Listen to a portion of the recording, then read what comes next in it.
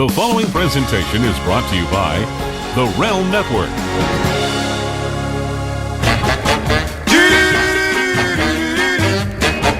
Chicken head, chicken feet, chicken necks is all I eat. Hello, everybody, and welcome to this edition of Bucket Full of Chicken Necks. It is Wednesday, October 28th.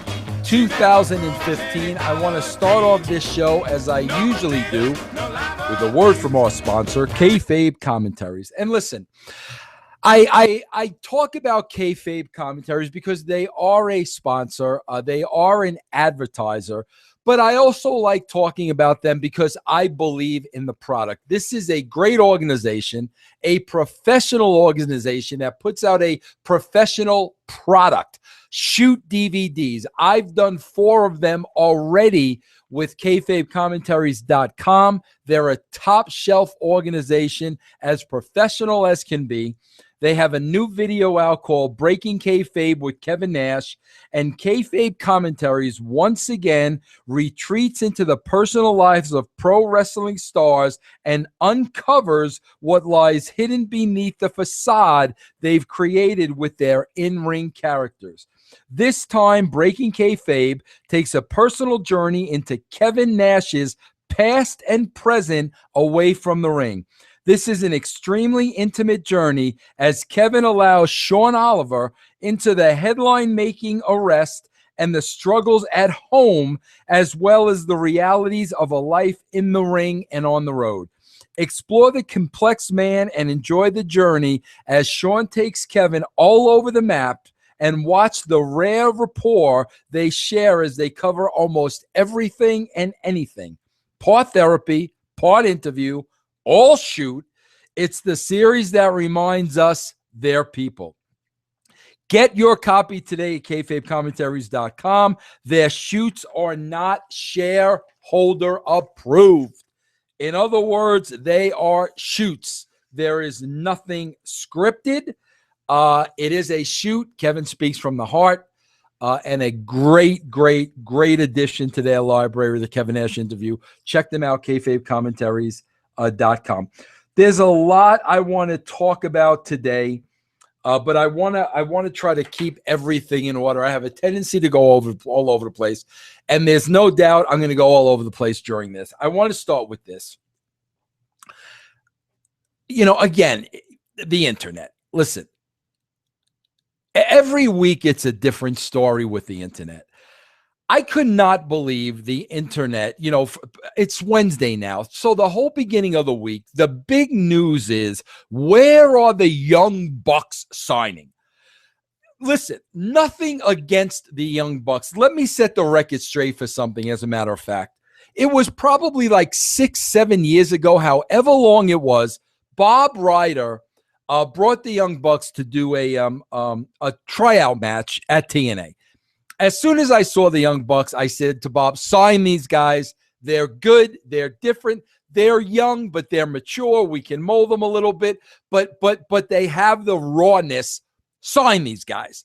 So right there, that tells you, I was a fan of the Young Bucks. I am a fan of the Young Bucks. But the fact of the matter is, regardless of where the Young Bucks sign, it's not going to tilt the scales of professional wrestling in one direction or the other. They're the Young Bucks. So the Young Bucks have signed with Ring of Honor. It kind of reminds me, when I hear Ring of Honor, what do I hear? I hear the famous quote of, the landscape has just changed. Well, it's the same thing with the Young Bucks. Destination America, ROH, they're doing 125,000 viewers. They'll do 125,000 viewers with or without the Young Bucks. It ain't going to change the game. It's the Young Bucks. But with that being said, I also want to tell you a little story, a little insight. I respect these guys, and I'll tell you why. I did an interview, and I kind of said something about them. And what I said was, I felt they were a bit entitled. I felt when I worked with them that they thought they knew more than Vince Russo would ever know. And I said that on a radio interview. Well, I got to tell you, one of the Bucks, I don't remember which one, but they called me out. They emailed me and called me out. And I got to tell you, I respected the hell out of them for that. And I told them that. I said, listen, man, I respect you. I explained to them why I said it. I gave my side. If an apology was necessary, I told them I apologize if they took it that way. But, the fact that these guys had the gonads to call me out, they'll always have my respect. But, again, it's not on them. It's with the internet, calling a spade a spade. The Young Bucks signing with Lucha Underground, signing with Ring of Honor, signing with WWE, signing with TNA, signing with GFW, signing with New Japan. No matter where they sign, it's not going to change anything. They're the Young Bucks. I also want to bring up, something else, with the internet the last couple of days. Listen, I'm telling you right now, if you're over 15 years old, and you're going on internet sites and you're going on Twitter and you're going on Facebook and the Periscope and wherever the heck it is you go, if you're over 15 years old and you're going and you're talking about the WWE video game like you're a freaking child, I got to be honest with you, you need to get a life. I've read so many guys on the internet just going on and on and on and on about a wrestling video game that came out yesterday. And I got to tell you, I'm reading this and I'm saying to myself, I hope these are 12-year-olds writing this. 14, 15, maybe. I hope these are children putting over this video game like it's the second coming. It is a video game, and it is designed for children. If you're over the age of 15 and you're carrying on online about how great this game is, you got a problem. And I hate to say this, but you probably need to get laid or do something. God, I hope everybody that's marking out over this game is 12. Then it's okay. Then I understand. If you're 22, 32, 42, 52, you've got deep-rooted issues. I'm going to tell you that right now. Raw is going to be in Denver on Monday. The Pepsi Center is 20 minutes from my house.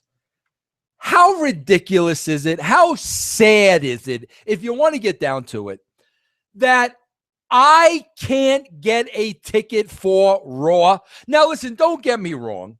I'm not going to Raw. I have no interest in going to Raw. It's not my form of entertainment.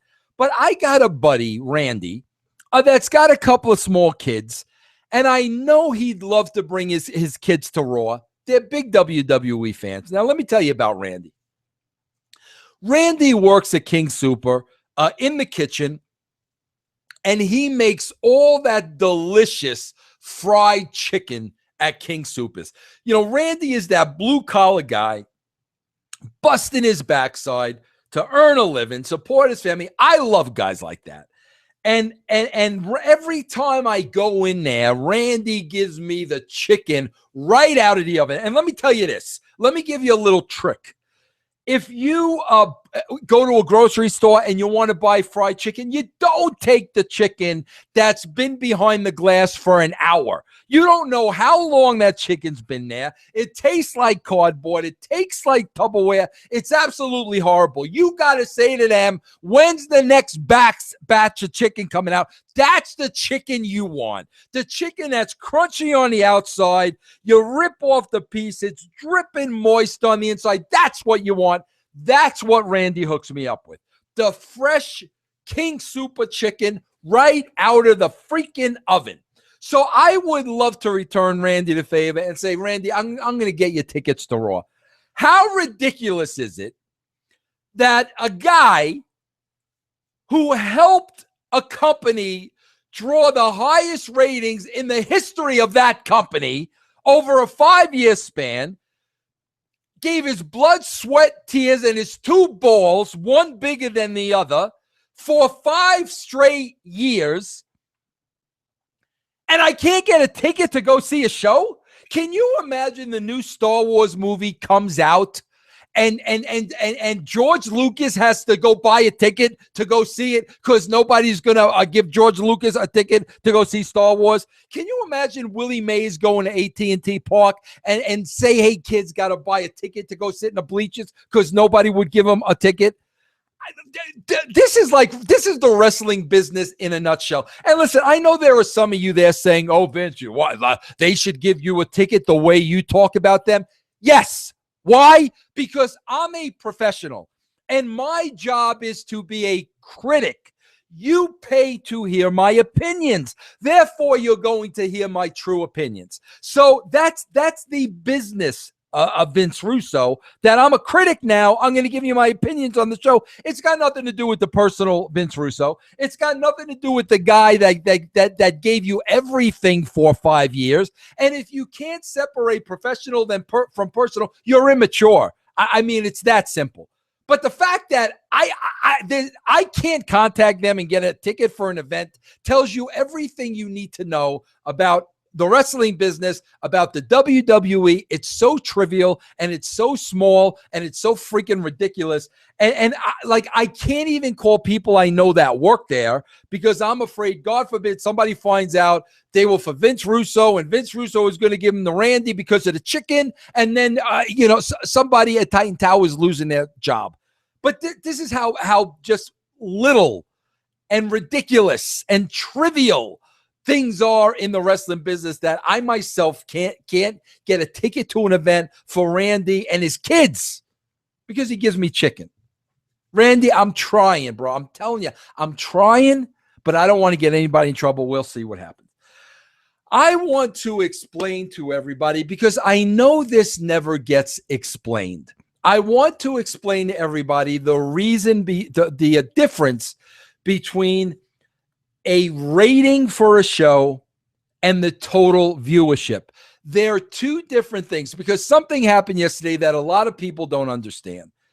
The rating for the WWE went up this past Monday, but the viewership went down a tad.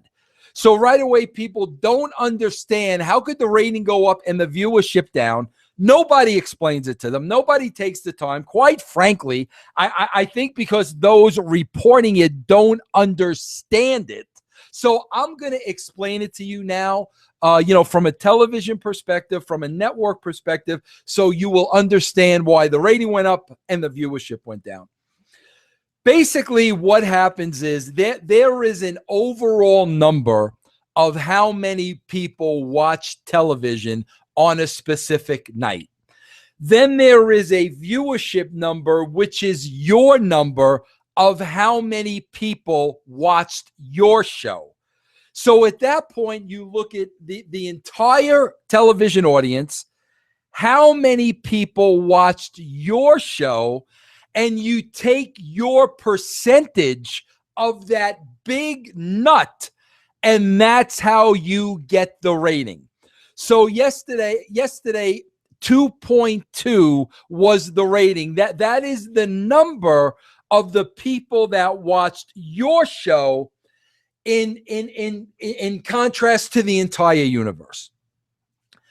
So basically, the viewership number is how many people watch your show. So yesterday, the rating was a 2.5. We'll round it off, but the viewership was lower than the week before at about 3.25. 3,250,000. I believe that's what the viewership was. So what does that mean? It's real simple. This is what it means. Even though less people watched your show, Monday Night Raw, on Monday, the rating went up because more people didn't watch television at all. So the viewing audience was a lot smaller last night than it was last week. So if the audience is smaller and your number stays the same, the rating is going to be higher. If your number stays the same and that audience goes up next week, then your rating is going to be lower. So basically what it turns into is this: a lot less people watch TV this past Monday night than last Monday night, which makes sense because the World Series, the playoffs were on last Monday. So a lot of people tuned in to watch Major League Baseball last Monday. There was not baseball on this week. Thus, there were a lot of less viewers. So even though the WWE did around the same viewership, the rating went up a little because less people as a whole were watching television. I hope you can understand that, but that's how it works, and that explains what happened yesterday. I want to talk to you now a little bit about something I've really been thinking a lot about. And I'll tell you why. I've been thinking a lot about this because of one man, and his name is Tyler Breeze. I have to tell you, this is nothing against Tyler Breeze. This is the perspective and the view and the feeling and the opinion of Vince Russo. I'm watching Raw on Monday night, and I see Tyler Breeze come out. To me, he looks like a kid. To me, he looks like a boy. To me, he looks nothing like a wrestler. When I tune into any kind of program, I want to see actors. I want to see wrestlers. I want to see entertainers. I want to see professional players that are larger than life. I want to see people that do things that I can't do. I don't want to see people like me. They're on TV because they're stars, and I want to see them because they're stars and because they're larger than life.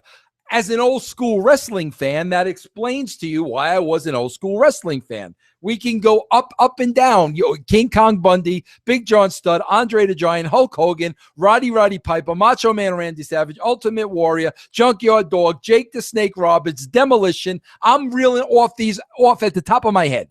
These were larger than life stars. They looked like wrestlers. They looked the part.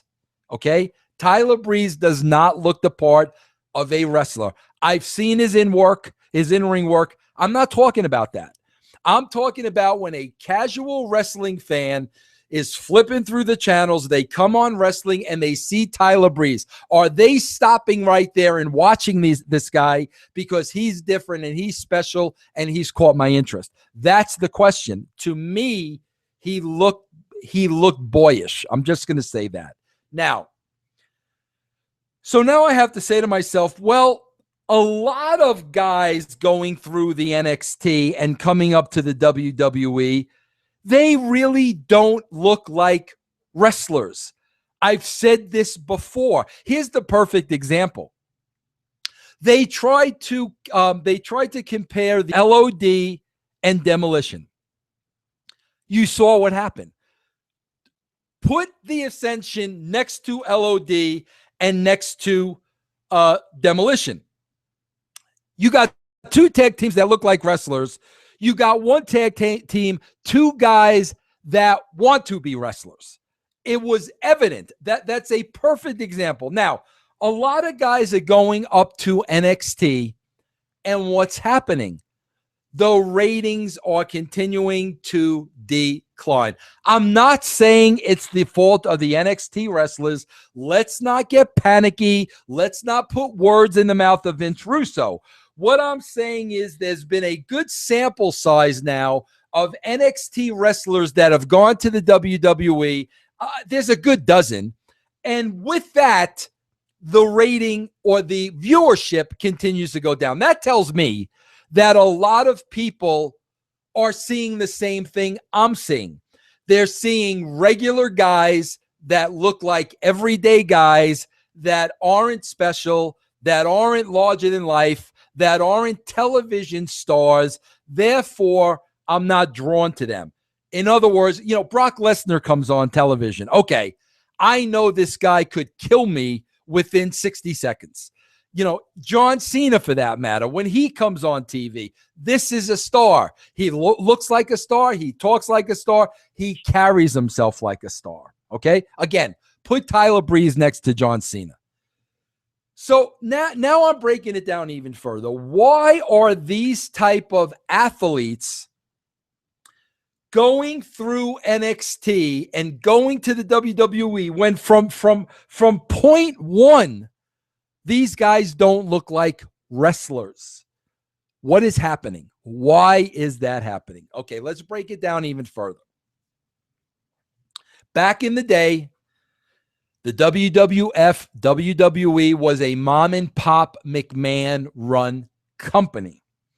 In other words, what I'm saying is, if there was a failed drug test due to steroids, if there was a failed drug test due to some sort of PED, whatever the case may be, well, in a manageable company that is a mom and pop that you can control, you can sweep those problems under the rug. You can hide them in a corner. You can bury them. And chances are the general public might not ever find out there was an issue with so-and-so failing a drug test.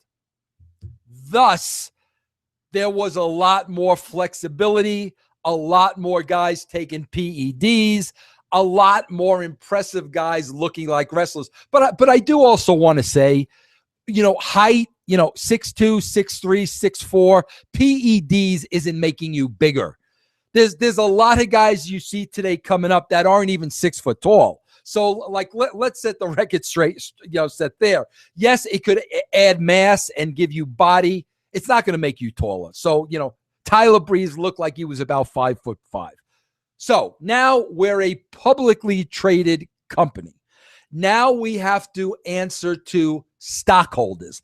Now, if somebody fails a drug test, somebody gets busted for PEDs, whatever the case may be, now if I'm Vince McMahon, I've got to answer to a board of directors. I got to answer to my shareholders. Therefore, that cannot be allowed. So now I'm looking for the athletes, that are clean, that have never taken any of this stuff. They go through the process. They find their way in the WWE. All of a sudden, those wrestling fans that have been watching wrestling forever are sitting there saying, wait a minute, these guys don't look like wrestlers. This isn't why I became a wrestling fan. Where's the guy that looks like Warrior? Where's the guy that looks like, Hogan? These don't look like wrestlers. Therefore, they're no longer attracted to the product. It's a different product. Okay, all that is understandable. Now I want to go to the second part of this, because here's where I've been asking myself a lot of questions lately. And let me say this up front. I'm not taking a stand, because even I don't know what my stand is yet. I don't know how I feel about this. I'm kicking a lot of this around in my head, really trying to figure out what's right, what's wrong, and I'm going to be doing a lot of thinking out loud. I had Chael Sonnen on my show about 6 months ago. Chael was an MMA fighter. Now he's a commentator. And, Chael is very, very, very, very big on PEDs, performance-enhancing drugs, being allowed, in MMA. And he's very vocal about that. Chael had failed many tests, and he admitted to using PEDs. And he's an advocate of you should be allowed to use them, in the sport of MMA.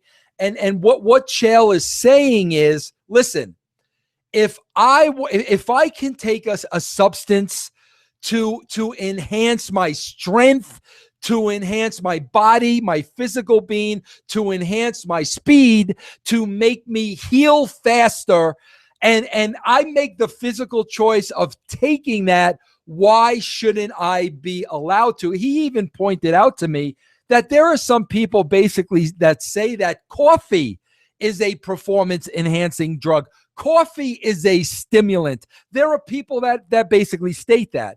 So Chael is, if I'm fighting to become, if I'm working my whole life to be an MMA fighter, and I can take a drug to enhance my performance and make me better, then why wouldn't I be allowed to? Okay? Now, with that being said, I understand exactly what Chael is saying, But on the other side of the coin, he's involved in a world that is competitive. He's involved in a world where money plays into wins and losses. So therefore, if Chael Sonnen is taking PEDs and his opponent isn't, he clearly has the advantage. He's going to go into a fight with the guy. The advantage could give him, the win over the guy. Thus, the purse is bigger. There are financials involved because MMA is a professional sport and it is competitive. The same goes for MLB, NFL, NBA, NHL. If I'm Barry Bonds and I'm taking performance-enhancing drugs, I'm going to be better. My team is going to be better. My team may make the playoffs. There's a playoff payout for the team. There's a World Series payout for the team. Attendance may go up to see Bonds, which is financially involved. But the fact of the matter is, it is no longer an even playing field competition-wise. If some guys are taking PEDs and some guys aren't, you don't have an even playing field. It's a business. Money is involved. Wins and losses matter. So I understand why. Listen, we're either going to outlaw PEDs or everybody can take them and it's fair game. Then it's up to you to make the personal decision whether I want to take them or not and be able to compete, or whether I don't want to risk my body, my livelihood, what's going to happen when I'm 60 and 70 years old. Even though, let's face it, it's chemistry now. These guys are chemists. There's a science to it. They know when to take it, how much to take. They go on cycles. They have doctors involved. So, there is a way to do this much safer today than back in the day when a lot of these guys were just taking these substances off of the black market. You didn't know what was going to happen when you were 50 years old. Okay. With all that being said, we have to look at the WWE now where performance-enhancing drugs are not allowed. Here's my issue. It's not competitive. It's not real. Wrestling and the WWE is entertainment. If you are taking a performance-enhancing drug, it's not going to give you an advantage in beating your opponent. Thus, you make more money because the fight isn't real. Now, you ask yourself the question, and it's an honest question. Well, if a wrestler decides to take PEDs, and he does become bigger, and he does become more fit, and he does heal more quickly, and he becomes faster, and he's stronger, is that going to give him the advantage to getting the push over somebody else that doesn't take the drugs? The answer to that is yes. But let's face it, in wrestling, in-ring work does matter. In wrestling, your character does matter. So depending on how good a worker you are, depending on if you're good enough on the microphone, there are other skills where you can reach to a higher level without having to take PEDs. I mean, let's face it, we didn't look at Roddy Piper because of his outstanding body. We didn't look at Ric Flair because of his outstanding body, or Dusty Rhodes for that matter, or Mick Foley. These guys were characters. Flair could wrestle. Foley could bump. They had great characters. That was the draw. So, is there some kind of an advantage of being on PEDs, looking more physically impressive, which gives you an advantage over other people vying for the spot? Yes, absolutely. But organically, you could improve in other areas without being under the substance of anything. So, in other words, I could take performance-enhancing drugs and be an absolute monster, body mass, and not work, not be able to cut a promo. I'm not going to make it, in the wrestling business. But now I also say to myself, wait a minute, hold on for a second. Hold on for a second. So you're taking a performance enhancing drug, and many people might say, okay, well, that can't be allowed because you're going to get the advantage over somebody else trying to get that same job. Okay? All right. With that being said, how many models, actresses, entertainers, singers, dancers, strippers, models do we know that had breast augmentation and enhanced their bodies to have an advantage over other people applying for the same job or applying for the same job? How many people? That's what women do, especially strippers. I want to be a stripper. I want to make more money than everybody else. I'm going to get my boobs bigger than everybody else. So I'm going to go and I'm going to go get a boob implant. Well, what's the difference between that and taking a substance that is going to make my body more defined?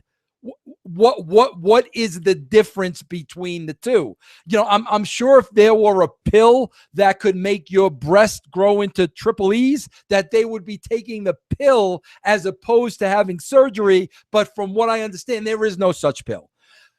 You look at a person like Kylie Jenner. Kylie Jenner is an 18-year-old kid, and everybody looked at Kylie Jenner like an 18-year-old kid until Kylie Jenner went to the plastic surgeon, got the jugs, got the boobs, got the breast implants, whatever else she got done. All of a sudden now, Kylie Jenner is on every single cover of every fashion magazine out there. Nobody looks at her as an 18-year-old. What did she do? She enhanced her looks to get an advantage over the rest of the competition, much like a professional wrestler would do with performance-enhancing drugs. I'll go one step further. Sylvester Stallone has admitted to using steroids during the course of his Rocky movies in order to get cut and defined the way he did at his age. He used performance-enhancing drugs. He was allowed to use them because he was an actor and it was entertainment. Isn't that what wrestling is? Aren't they actors, and isn't this entertainment? So if they could take performance-enhancing drugs to get that physique, to be faster, to be stronger, to be more coordinated, is it the same as a professional ball player when competition now becomes uneven? I don't know. This is the question I'm asking myself. I'll go one step further. Caitlyn Jenner. What did Bruce Jenner take to become a woman? I know when it's flipped, the woman takes testosterone to become a man. The Cher Bono's kid over there. I can't remember the first name, but you know who I'm. Chaz Bono took testosterone as a woman to become a man. That was okay. Caitlyn Jenner, I don't know what it's called. Whatever Caitlyn had to do to become Caitlyn, that was some kind of an enhancement drug. But that was allowed. That was okay. So, I don't understand. And these are people in the entertainment field that have admitted to it, that have done it. I mean, come on, man. Arnold Schwarzenegger during those Terminator movies, how many actors go on diets where they gain 50, lose 50, gain 50, lose 50? I mean, Christian Bale did that one movie, The Mechanic, where he got down to 90 pounds and was just ripped to freaking shreds. I don't know if he was on anything, but I know it's been done. I know actors have done it. They've admitted to that, because they're entertaining and they want to look the part. That's the thing. Rocky, Sylvester Stallone, by the time he got to Rocky 3 and Rocky 4, he had aged and he still wanted to take the part. So he took performance-enhancing drugs to look the part. Wrestling is entertainment. They want to look the part. They want to look like wrestlers. So I'm throwing it out there. Isn't it different than a real sporting competition where one team or one player can get an advantage over another team and another player and affect the outcome of the game? There's no outcome of the game here. It's entertainment. So listen, I don't want you to write cards, letters. Vince is saying all wrestlers should use PEDs. That's not what I'm saying. I never said that in this interview. You could go back and listen to it, replay it. That's not what I said. What I said is I've been asking myself this question: if wrestling as a form of entertainment should be looked at differently compared to professional sports when it comes to performance-enhancing drugs. And if not, then why are performance-enhancing drugs allowed in Hollywood, to actors and actresses, but they're not allowed in wrestling, which is just a different form of entertainment? That's it. That's the question. And I'll tell you this. I'll be honest with you. If it were me, I would not take the drugs. I am too paranoid. I'd be worried sick. Am I not going to be able to, get my Whoozy Watsits up when I'm 50 years old? Am I going to be dead of a heart attack at 60? I wouldn't deal with it. I would go the route of, getting in the gym, dieting, lifting more weights, dieting harder, cardio, whatever I had to do to get the best build I possibly can. But that's another thing with these young athletes, with the flip flop and flying, it's a certain body type. And if you do get natural mass, well, then that could affect your in-ring production. But what I'm saying is the appearance is almost just as important as the in-ring work, depending on who's looking at it and how you're looking at it. I think that's the reason why Vince McMahon can't take a lot of these guys seriously. I think that's why when guys go from NXT to WWE, they don't get the push, because I think Vince doesn't see them as wrestlers. That's just my opinion. Think about it. Let me know how you feel. In closing, I want to tell you, before I came on here, I had an hour-long conversation with China that will be up on the brand, exclusive for the brand, in the next couple of weeks. You can call it a part 2. I had a lot of questions, and I'm sure my questions came from some of the same questions you had. Ask China some hard questions. We had a great talk, well over an hour of the interview. It's going to be up in the next couple of weeks. You're not going to want to miss that one. So think about what I said. I'd love to hear your feedback. You could always reach me on Twitter, at the Vince Russo, and the website, vincerussobrand.com. Again, everybody, thanks for joining me. Thanks for supporting me. I'll see you right here tomorrow. Pro Wrestling's history class is now in session with Back to the Territories. Join host Jim Cornette and J.J. Dillon as they explore Mid-Atlantic wrestling. Sitting there with his hands like this was Jim Crockett Sr. 3.5 hours of wrestling history told through rare memorabilia and exclusive footage. Nothing topped Wahoo McDaniel and Johnny Valentine. Featuring over an hour of lost Mid-Atlantic film footage from Jim Cornette's collection. The kid from Minnesota, it was going to be something, Ric Flair. Head back to Mid-Atlantic Wrestling at shootinterviews.com.